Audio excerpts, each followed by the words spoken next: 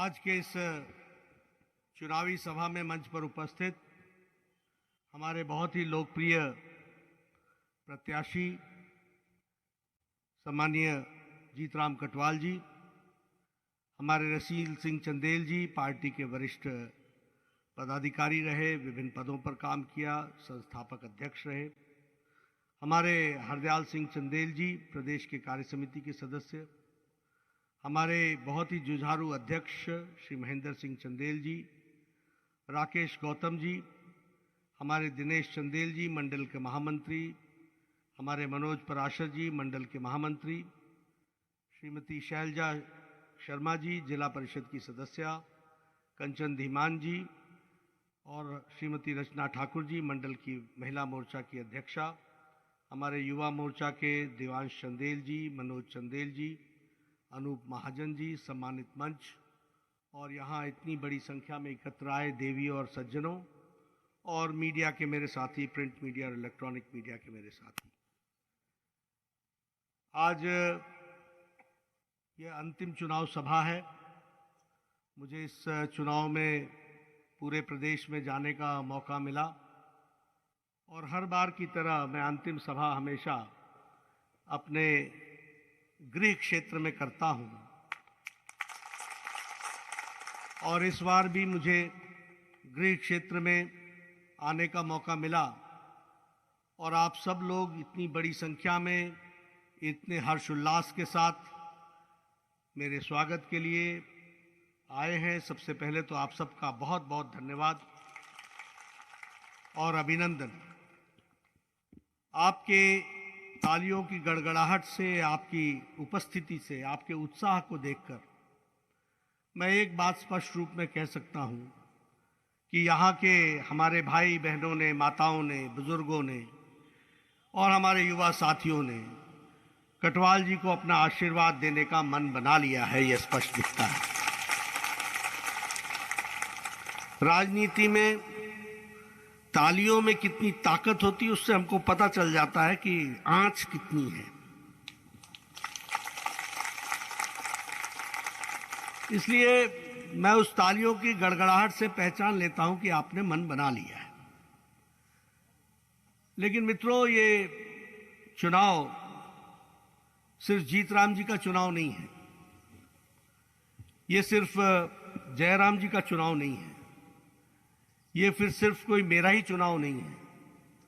यह चुनाव भारत की राजनीति से लेकर, प्रदेश की राजनीति से लेकर के आपके हक और हुकूक का चुनाव है। यह हमको ध्यान में रखना चाहिए और इसलिए मैं आपसे चर्चा करना चाहता हूं। देखिए, एक समय में कोई भी चुनाव जीतता था तो अगले चुनाव तक नाराजगी हो जाती थी, जिसको हम शब्द कहते हैं एंटी इनकम्बेंसी, यानी जो आदमी शासन में है उससे लोग नजर हटा लेते थे और दूसरे को दे देते थे। लेकिन प्रधानमंत्री मोदी जी के आने के बाद देश की राजनीति ने करवट ली और देश की राजनीति बदल गई, उसकी फिजा बदल गई, उसकी संस्कृति बदल गई, उसकी सोच बदल गई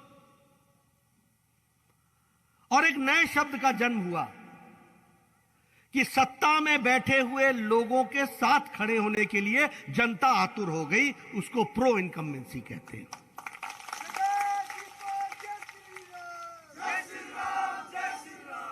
ये ऐसे ही नहीं हुआ। 2014 में अगर मोदी जी 282 सीटों से एनडीए की सरकार आई तो 2019 में हम 300 पार कर गए और हम आगे बढ़ते हैं। ये ऐसे ही नहीं हुआ कि हमने असम में पहली भी सरकार बनाई और दूसरी बार धमाकेदार अकेली सरकार विशुद्ध भारतीय जनता पार्टी की बनाई। ये ऐसे ही नहीं हुआ। उत्तर प्रदेश ने 38 साल तक अपनी कोई पार्टी को फिर से सरकार में आते हुए नहीं देखा है। कांग्रेस इतनी मजबूत रही, लेकिन मजबूती के बावजूद वह कभी भी अपना मुख्यमंत्री दोबारा नहीं बना सके आजाद भारत से। लेकिन मोदी जी के नेतृत्व में, योगी जी के कर्तृत्व में हम उत्तर प्रदेश में 38 साल बाद दोबारा अगर किसी की सरकार बनी तो भारतीय जनता पार्टी की बनी। और आजादी के बाद पहली बार कोई मुख्यमंत्री दोबारा उत्तर प्रदेश का बना तो वो योगी आदित्यनाथ बना। हमारे पड़ोस का राज्य उत्तराखंड, ये भी पहाड़ी राज्य है। ये जी अल्टा पलटी करनी, अल्टा पलटी करनी, उलट पुलट उलट पुलट। आपने मुझे अध्यक्ष बनाया, मैं दिन रात वहां हमने मेहनत की। हमने कहा ये पलटेगा नहीं, ये ऐसा ही रहेगा। और जब से वहां सरकार बनी, राज्य बना है, पहली बार विशुद्ध दोबारा भारतीय जनता पार्टी की सरकार बन गई। गोवा में हमने हैट्रिक मार ली, तीसरी बार हमारी सरकार बन गई, तीसरी बार। मणिपुर में हम पिछली बार समझौते में आए थे, इस बार विशुद्ध भारतीय जनता पार्टी की सरकार दोबारा बना।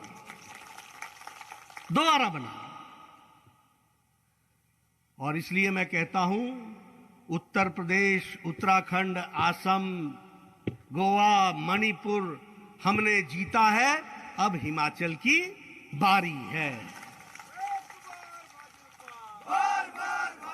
बताइए, सब जगह जीत के आया हूं, हिमाचल जीतना है कि नहीं जीतना है? मैं पीछे से सुनना चाहता हूं, जीतना है कि नहीं जीतना है? और जीतना है तो अपना घर जीतना है कि नहीं जीतना है?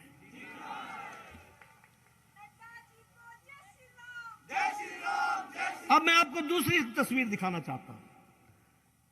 कांग्रेस पार्टी उत्तर प्रदेश में राज करती थी, आज 40 साल से ज्यादा हो रहा है, छुट्टी हो गई। बिहार से छुट्टी हो गई, असम से छुट्टी हो गई, उत्तराखंड से छुट्टी हो गई, मणिपुर से छुट्टी हो गई, नागालैंड से छुट्टी हो गई, मेघालय से छुट्टी हो गई, 60 साल पहले तमिलनाडु से छुट्टी हो गई, कर्नाटक से छुट्टी हो गई, तेलंगाना से छुट्टी हो गई, आंध्र प्रदेश से छुट्टी हो गई, जम्मू कश्मीर से छुट्टी हो गई, अब तो पंजाब से भी छुट्टी हो गई, हरियाणा से भी छुट्टी हो गई। हिमाचल से तो आपने छुट्टी करी दी थी, इस बार दोबारा छुट्टी में भेजने का मन है कि नहीं है? है कि नहीं है? तो इस बार भी आपने उनको आराम करने देना और कटवाल को काम करने देना।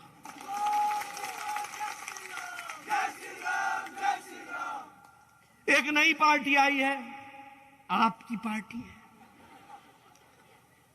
वो भी आप जिधर देखो सारे शहंशाही बने हुए, विराट ही बनने की कोशिश करते हैं। समझ में आता नहीं, बैट पकड़ा नहीं, क्या है मालूम नहीं। लेकिन उसकी भी तस्वीर आपके सामने मैं रख देना चाहता हूं। 350 सीटों पर लड़ी उत्तर प्रदेश में, 349 पर जमानत जब्त कराई, 59 सीटों पर लड़ी उत्तराखंड में, 65 सीटों पर जमानत जब्त कराई। और मैं गोवा गया चुनाव में, एयरपोर्ट में जैसे ही उतरा, दाएं बाएं हाईवे के बगल में बड़े बड़े पोस्टर के होर्डिंग्स लगते हैं, एक भी पोस्टर बीजेपी का नहीं। जहां देखो यही छाए हुए, इधर देखो दाएं बाएं। वो मैंने कहा भाई ये चुनाव गोवा में लड़ रहे हैं, क्या है ये? पोस्टर ही पोस्टर, बैनर ही बैनर, बैनर ही बैनर।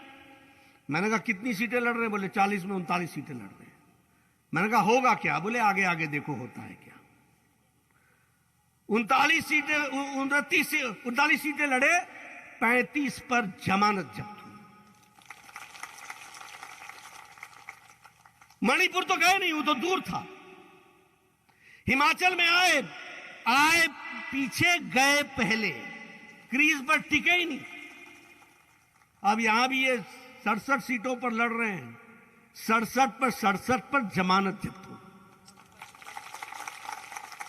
और कल रात हम लोगों ने प्रधानमंत्री मोदी जी के नेतृत्व में गोवा की, गुजरात की सीटों का आवंटन कर दिया है। आज डिक्लेयर हो गया है, कल हम लोग थे। अब इसके बाद हम गुजरात जाएंगे और मोदी जी हैं ही, तो वहां भी उनका साफ होने वाला है। यह मैं आपको इसलिए बता रहा हूं कि सब जगह कमल ही कमल खिल रहा है, और इसलिए मैं आपसे निवेदन करने आया हूं कि हमारे घर में भी कमल ही खिलना चाहिए, फिर घर हिमाचल भी और घर झंडुत्ता भी। लेकिन इसके साथ साथ मित्रों, मैं एक दो बातें और करना चाहूंगा। ये चुनाव कोटवाल जी का चुनाव नहीं है, ये मेरा चुनाव नहीं है, जयराम जी का चुनाव नहीं है, ये आपके हितों की रक्षा का चुनाव है। और मैं फिर कहने के लिए नहीं कह रहा हूं, मैं इसलिए आपसे कह रहा हूं क्योंकि इतिहास इस बात का साक्षी है कि राजनीतिक दलों ने झूठ फरेब बोलकर, मैनिफेस्टो में लच्छेदार बातें लिखकर जनता के आंखों में धूल झोंका है, उन्हें गुमराह किया है, उनका काम नहीं किया है। और भारतीय जनता पार्टी की डबल इंजन की सरकार ने दिन रात मिलकर के आपकी सेवा की है। देखिए, मैं आपको बताना चाहता हूं, जब डबल इंजन की सरकार नहीं रहती है तो नुकसान क्या होता है। डबल इंजन की सरकार नहीं रहती है तो नुकसान यह होता है कि अटल जी ने आपको इकोनॉमिक पैकेज दिया, उस पैकेज के कारण बद्दी नालागढ़ बस गया। गुजरात और महाराष्ट्र और कर्नाटक और तमिलनाडु से दवाई बनाने वाली फैक्ट्रियां बद्दी आकर के बस गई और बद्दी भारत के नक्शे पर आ गया। लेकिन कांग्रेस की सरकार आई, वीरभद्र की सरकार आई, कांग्रेस के नेताओं ने कंप्लेंट की, पंजाब ने कहा कि हमको भी पैकेज मिलना चाहिए, हरियाणा ने कहा हमको भी पैकेज मिलना चाहिए, कांग्रेस ने कहा कि पैकेज ये बीमारी उतार दें, और हिमाचल से भी उन्होंने इकोनॉमिक पैकेज ले लिया। किसका नुकसान हुआ? किसका नुकसान हुआ? ये डबल इंजन नहीं रहती है तो क्या होता है आप समझिए। अटल जी ने, धूमल जी मुख्यमंत्री थे, अटल जी प्रधानमंत्री थे। 2001-2 में अटल टनल, उस समय उसका अटल नाम नहीं था, टनल था, जो लेह लद्दाख और लाहौल स्पीति को जोड़ने के लिए 10 किलोमीटर की टनल निकलनी थी। 2002 में शिलान्यास किया। 2004 में अटल जी प्रधानमंत्री नहीं रहे, 2003 में धूमल जी मुख्यमंत्री नहीं रहे, 2004 से लेकर 2014 तक टनल वहीं का वहीं 1300 मीटर की टनल का सुरंग बनकर के रुका रहा। 2005 में अटल जी आए, उन्होंने मुझसे पूछा, और मैं बार बार लोगों को बताता हूं, उन्होंने मेरे से पूछा क्या हो रहा है उस टनल का। मैंने कहा वो रुक गया है काम। तो अटल जी ने कहा था ये जो पत्थर मैंने वहां लगाया है मेरे नाम का, वो मेरे ऊपर सीने में पत्थर है। 2014 तक कुछ नहीं हुआ। 2014 में प्रधानमंत्री मोदी जी आए, उन्होंने काम शुरू किया और 2 साल के अंदर 10.5 किलोमीटर का टनल बना करके लेह लद्दाख लाहौल स्पीति को जोड़ दिया और भारत के डिफेंस के दृष्टि से काम हुआ। यह है फायदा डबल इंजन का। और जब डबल इंजन रुक जाता है तो वहीं का वहीं मामला रुक जाता है। यह हाइड्रो इंजीनियरिंग कॉलेज आपको दिखता होगा बंदला की धार पर ऊपर। यह बंदला जहां लोग अपनी बेटियां ब्याहते नहीं थे, पोखर का पानी पीना पड़ता था, आज उस बंदले पर 60 लाख लीटर का प्रतिदिन पानी आ रहा है और वह बंदले को भी दे रहा है और एम्स को भी दे रहा है। यह हाइड्रो इंजीनियरिंग कॉलेज हम कब लाए? जब धूमल जी मुख्यमंत्री थे और मैं उनका मंत्री था, फॉरेस्ट मिनिस्टर था। मैंने कहा बिलासपुर को हाइड्रो इंजीनियरिंग कॉलेज, देश का पहला हाइड्रो इंजीनियरिंग कॉलेज। हम लोगों ने एमओयू साइन कर दिया, हमारी सरकार चली गई, मैं दिल्ली चला गया, मामला वहीं खटाई में पड़ गया। मैं एमपी था, मैंने अनुराग जी को लिया, आपके हमारे एमपी को, और हम दोनों गए वीरप्पा मोइली के पास। उस समय वो यूपीए की सरकार में पावर और पेट्रोलियम मिनिस्टर था। और मैंने कहा मोइली साहब, our hydro engineering college, you are a power minister, आप पावर के मिनिस्टर हैं, ऊर्जा मंत्री हैं, हाइड्रो इंजीनियरिंग कॉलेज एनटीपीसी और एनएचपीसी ने बनाना है, हमारा एमओयू साइन हुआ है, हमको 350 करोड़ रुपए आपको देने हैं। तो प्रधानमंत्री मोइली साहब ने हमको कहा, I want to come and inaugurate and lay the foundation stone. मैं आना चाहता हूं, मैं शिलान्यास करना चाहता हूं, मैं वहां पर काम को शुरू करना चाहता हूं, but your Virbhadra Singh does not want. आपके वीरभद्र सिंह जी चाहते नहीं है। मैंने उनको कहा, time will come, you will not be there, Virbhadra will not be there, we will come and we will have hydro engineering college at that place.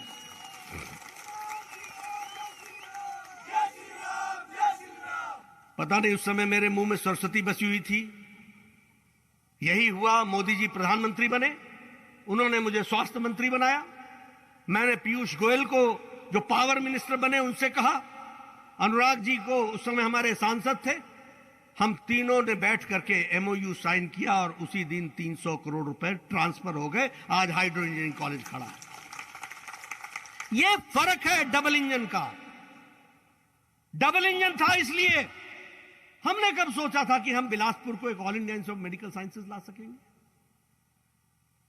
मित्रों, ठीक है, हम ले पाए, ला पाया, लेकिन ये आप लोगों का प्यार है, ये आप लोगों का कारण है, जिस कारण से ये ताकत हमें मिली। मोदी जी ने हमको स्वास्थ्य मंत्री बनाया और मोदी जी ने कहा कि हम कोई बड़ा करना चाहते हैं। हमने कहा हर प्रदेश में एक All India Institute of Medical sciences होना चाहिए। उनका होगा, और उन्होंने दुर्गा अपने ये नवरात्रों में 2017 में वो अष्टमी के दिन आए और उन्होंने शिलान्यास किया। और इस बार 2022 में उन्होंने विजयदशमी के दिन आकर के वो हमको समर्पित कर दिया 1475 करोड़ रुपए। आपने आज तक हिमाचल प्रदेश में कोई प्रोजेक्ट देखा है जिसको प्रधानमंत्री ने शिलान्यास भी किया और उद्घाटन भी किया? देखा है क्या? 5 साल के अंदर, जिसमें 2 साल कोरोना में भी गए, लेकिन बात यह थी कि पहाड़ों पर चढ़ने के लिए डबल इंजन की सरकार लगी हुई थी, पावरफुल इंजन था। 5 साल में all India Institute of Medical sciences खड़ा हो गया। आज बल्क ड्रग पार्क आ रहा है। मेरी बात को नोट कर लेना मित्रों, मेरी बात को नोट कर लेना। ये मेडिकल डिवाइस पार्क नालागढ़ में आ रहा है। आपकी ये ब्रिज बनने के बाद आपकी यात्रा कितने मिनट की हो जाएगी कटवाल साहब? आपकी यात्रा यहां से कीरतपुर तक कितने मिनट की हो जाएगी? 1 घंटे की, 60 मिनट की। अब आप बताइए मेरे को, वैसे तो कीरतपुर तक तो जाना ही नहीं पड़ेगा क्योंकि उसके पहले ही मुड़ जाना पड़ेगा, 4 लेन पर चले जाना पड़ेगा। लेकिन आप मेरे को यह समझाइए कि जहां 350 करोड़ रुपए का मेडिकल डिवाइस पार्क आ रहा है और जहां लगभग 2000 से 5000 करोड़ रुपए उस पर खर्च होगा, जो वहां पर इन्वेस्टमेंट होगा, यह दवाई मेडिकल डिवाइस का काम यह हिमाचल प्रदेश को दुनिया के नक्शे पर खड़ा कर देगा। यह मोदी जी की तस्वीर।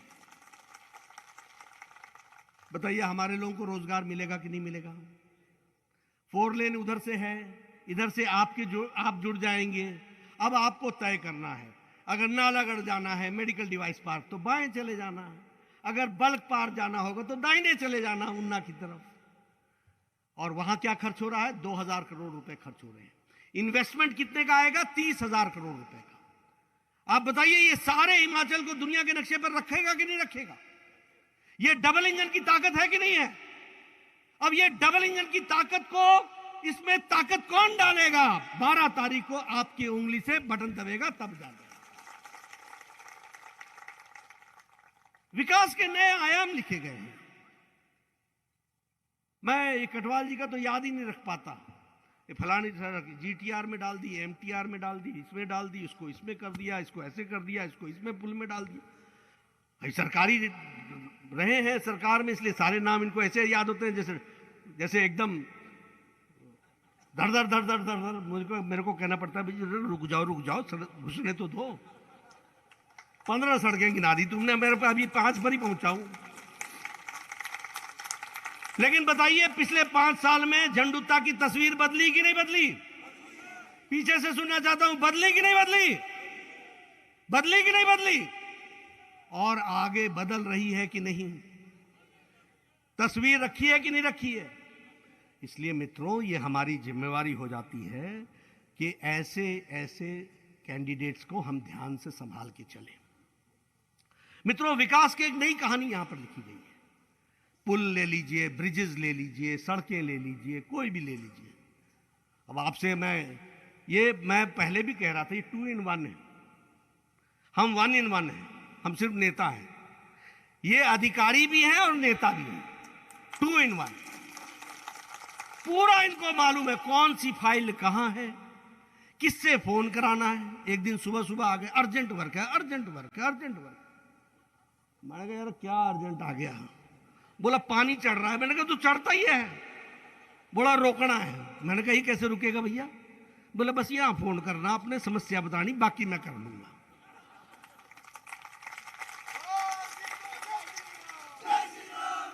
तो मैंने फोन कर दिया, मैंने कहा ये हमारे कटवाल जी है, इनकी कुछ समस्या है, कोई पानी उनी की बात कर रहे थे, उसको जरा सा देखिएगा, कुछ संभाल लीजिएगा कैसे। इन्होंने इसको रोक करके पानी को इतने पौवे बढ़ा करके पुल को उसमें से निकालने का काम किया और आगे बढ़ाने का काम किया। नहीं तो नेता हमारा क्या बोलता था, आहें चंद देते थे, पर क्या कहिए पौवे डूबी गए जी, उन मार्च तक इंतजार करो। ये फर्क पड़ता है। ये आते हैं बस यहां फोन कर देना। अच्छा, बात भी सच्ची है, जो गाड़ी का मैकेनिक होता है ना, वो जानता है कि कौन सा पुर्जा कितना कसना।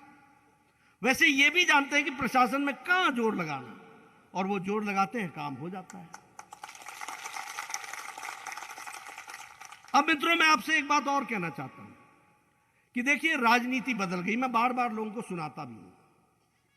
बताइए मोदी जी ने महिलाओं को ताकत दी कि नहीं दी?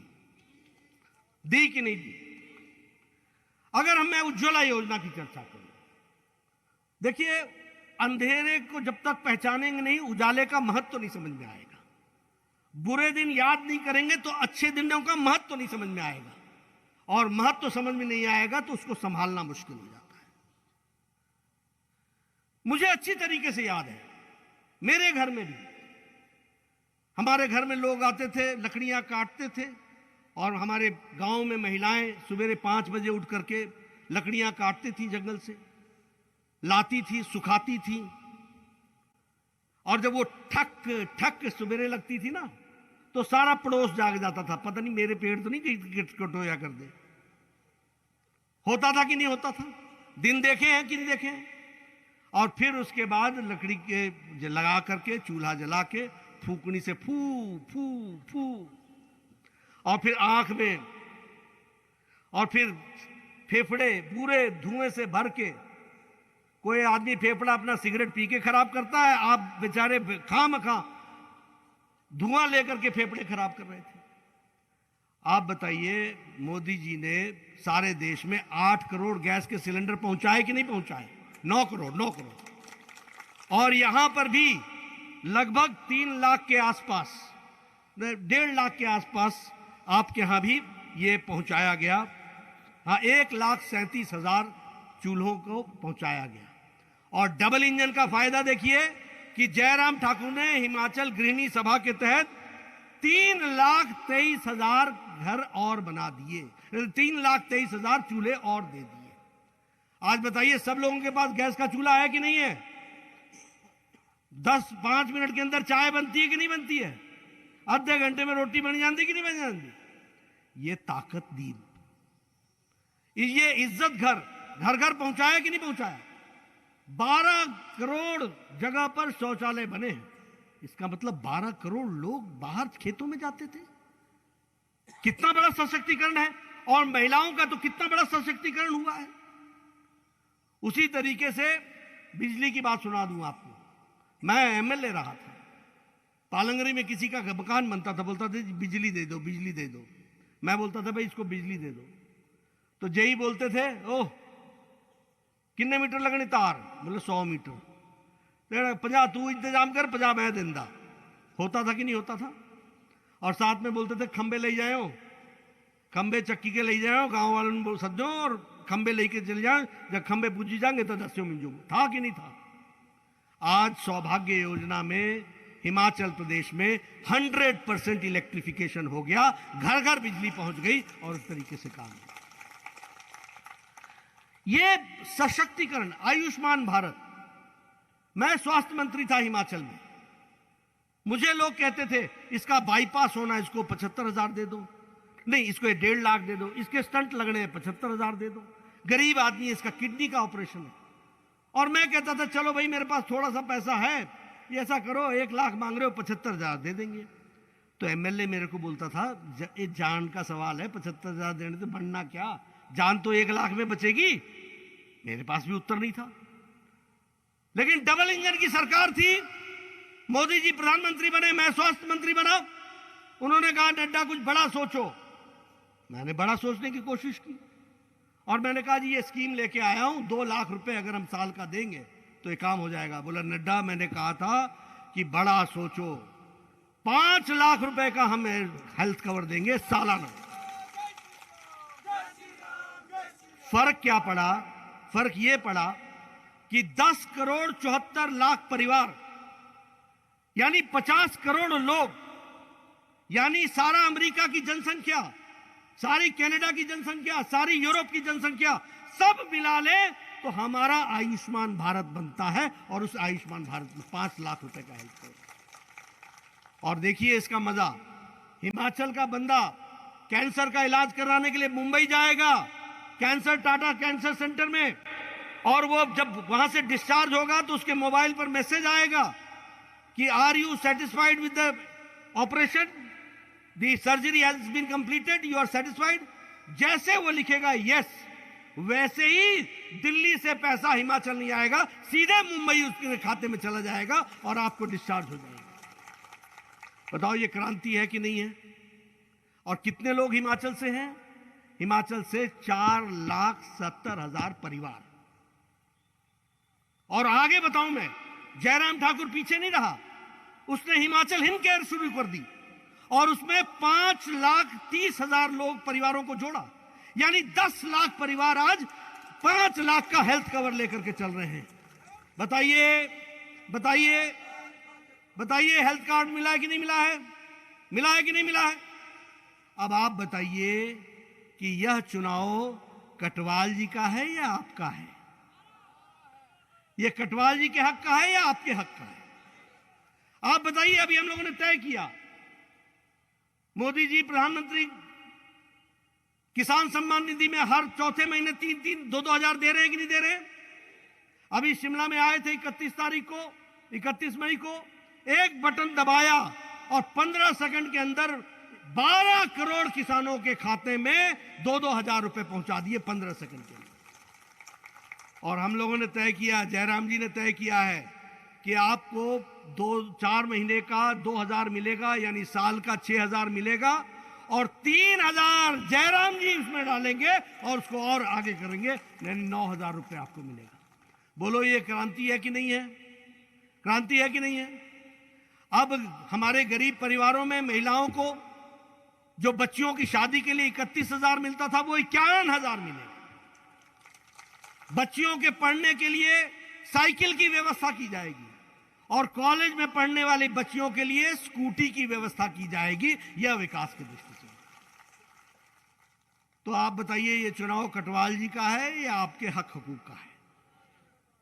इसलिए मित्रों मैं आपसे निवेदन करने आया हूं। मैं बातें बहुत सी कर सकता हूं, बहुत से विकास के बारे में कह सकता हूं, यहां के बारे में तो जितना चर्चा करूं मैं भूल जाता हूं। ये इनको बोलना पड़ता है मुझे कि नक्शा बनाकर दिखाओ मेरे को, ये पानी की स्कीम पहले वाली जो बात की थी वो कहां है और ये कहां है। फिर ये मुझे नक्शे में दिखाते हैं, क्योंकि एक साथ 20-20 काम चला रखे हैं। अब सारे देश का काम देखते देखते ही नक्शे में 20 जगह पर कंसंट्रेट करना मेरे लिए कठिन होता है। और इनको तो जवानी याद है, ये इधर से बाया बाया बाया बाया बाया, पता नहीं कौन कौन सी सड़कों का नाम ले देते, ये बाया वो बाया वो बाया वो बाया। मेरा कहना है कि सारे वायों से एक ही चीज निकलनी चाहिए, कमल का निशान, कमल का निशान, कमल का निशान। इसलिए मित्रों आज समय की पुकार है। मैं आपसे अपील करने आया हूं कि यह चुनाव मुद्दों का चुनाव है, ये अपने भविष्य का चुनाव है और ये झंडुता को आगे ले जाने वाला चुनाव है, ये तस्वीर बदलने वाला चुनाव है। इन्होंने मेरे को 2 इशारे किए हैं, कुछ शिक्षा के बारे में कहा है, कुछ ये सुरंग के बारे में कहा, मैंने इनसे कहा वो सुरंग यार मेरे को पहले दिखा देना, ऐसा नहीं हो कि बाद में बोले कि जी ये आपने तो, मैंने सोचा था 1.5 किलोमीटर का निकला 12 किलोमीटर का।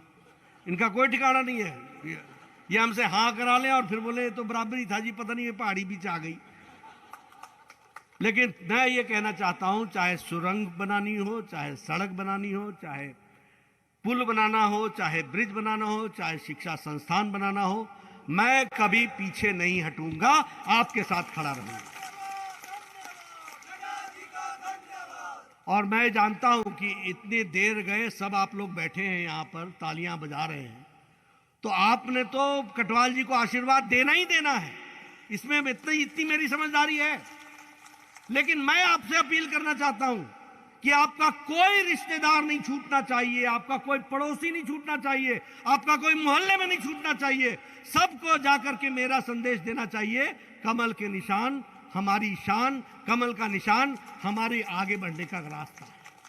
और इसलिए अंत में फिर आपसे मैं निवेदन करना चाहता हूं, समय समाप्ति की ओर है, ये 5 मिनट इधर उधर होता है तो चुनाव आयोग भी हमारे को आवाज़ उठा देता है, इसलिए मैं ज़्यादा समय न लेता हुआ और आप सब लोगों को ज़्यादा ठंड न लगे इसकी चिंता करता हुआ आपने मेरी बात सुनी, आपका बहुत बहुत धन्यवाद। जय भारत, जय हिमाचल।